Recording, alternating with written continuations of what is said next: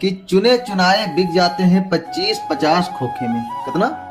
25 से 50 खोखा। खोखा मतलब समझते हो, समझदार हो सभी। कि चुने चुनाए बिक जाते हैं 25-50 खोखे में, और चुनने वाले रह जाते हैं 5 किलो के धोखे में। चुनने वाले रह जाते हैं 5 किलो के धोखे में। समझदार बहुत हो, समझत तो होइबे करी है।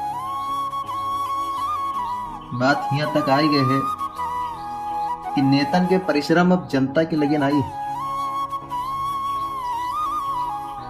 परिश्रम जनता के बीच में नाई करे कि जी का ज्यादा मत मिली ते नेता बनी।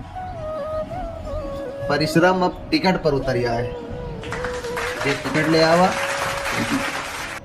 ये लोकतांत्रिक देश है। लोकतंत्र कहाँ है सबका पता हुई है।